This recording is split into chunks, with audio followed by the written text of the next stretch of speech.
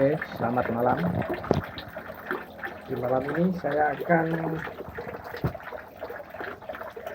memberikan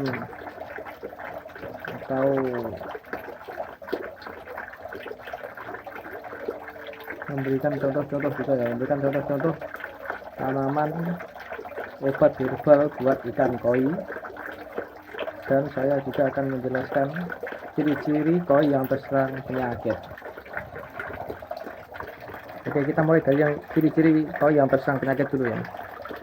Ciri-cirinya itu bentuk fisik terlihat berubah tidak sesuai biasanya, lebih cenderung menyendiri dan tidak banyak bergerak. Koi terlihat menggap-menggap ya, seperti kekurangan oksigen. Lebih sering diam di dasar kolam serta strip dada terluka.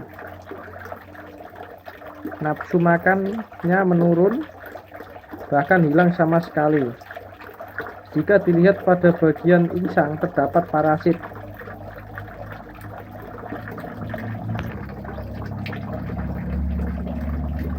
Koi berenang dengan gerakan menyentak-nyentak. Pergerakan di dalam air sering berputar seolah sedang salto. Itu ya ciri-ciri ikan koi terserang penyakit. Dan untuk daftar tanaman obat herbal ikan koi ya, apa aja tanamannya dan bagaimana penggunaannya, serta tanaman ini untuk penyakit ikan koi yang bagaimana.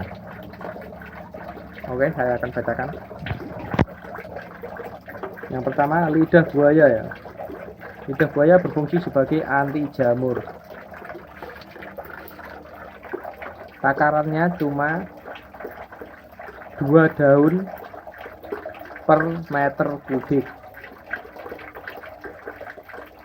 Yang kedua, daun ketapang juga sebagai anti jamur. Takarannya 8 daun per meter kubik.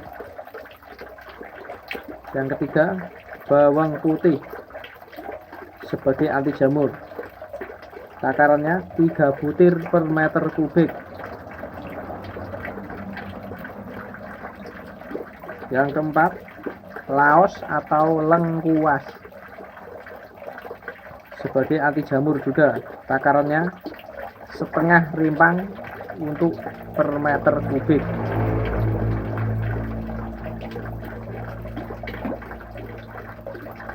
Yang kelima, daun sirih sebagai antibakteri. Penggunaannya 2-3 daun per meter kubik.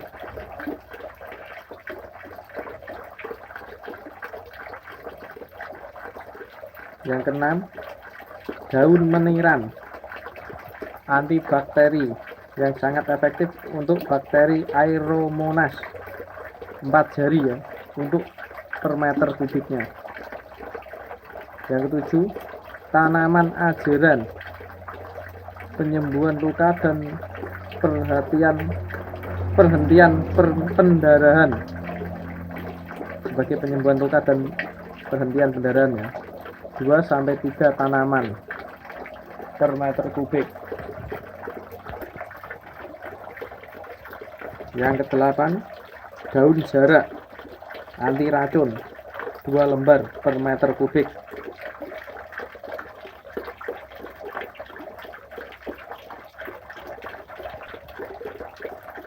Yang kesembilan, daun binahong sebagai antibakteri penyembuhan luka dalam dan luar, 1 helai saja untuk per meter kubiknya.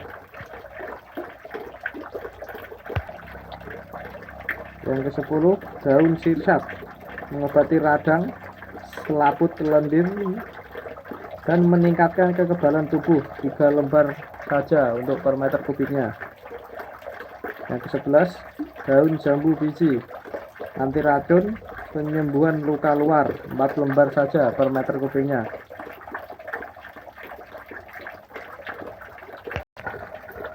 Yang ke-12, daun pace menambah stamina dan memperlancar pencernaan dan antibakteri 2 lembar per meter kubik. Yang ke-13, daun nangka, antivirus dan penyembuhan luka luar 3 lembar per meter kubiknya.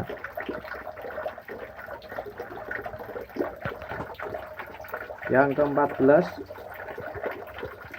daun pepaya,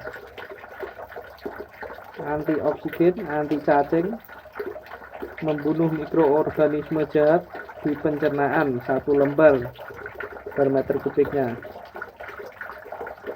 Yang ke-15, tanaman tusuk konde, membunuh parasit dan menghilangkan gatal 2 lembar per meter kubiknya. Yang nomor 16, yang terakhir, daun serai, antibakteri dan antimikroba 1 batang saja per meter kubiknya. Untuk cara penggunaannya, untuk menggunakan tanaman herbal tersebut dapat dilakukan dengan cara giling halus atau blender. Hasil gilingan selanjutnya diperas airnya lalu dimasukkan ke dalam kolam sesuai dosis dan lebar kolam. Untuk kasus penyakit yang cukup parah dapat ditebar bersamaan dengan ampasnya. Pemberian herbal untuk penyakit ikan koi dapat dilakukan sekali sehari selama 3 hari berturut-turut. Jika setelah 3 hari dan belum terlihat tanda-tanda perubahan, maka dosis dapat ditingkatkan sebanyak 50%. Tanaman-tanaman tersebut relatif aman untuk ikan koi, jadi walaupun pemberian berlebih, kita tidak perlu khawatir ikan akan overdosis atau keracunan. Ini karena tanaman herbal akan segera diurai oleh bakteri pengurai dalam waktu 1 hari. Oke, sekian dulu video kali ini tentang ciri-ciri ikan koi sedang sakit dan obat dari tanaman herbal untuk ikan koi ya. Sekian video kali ini, terima kasih, selamat malam.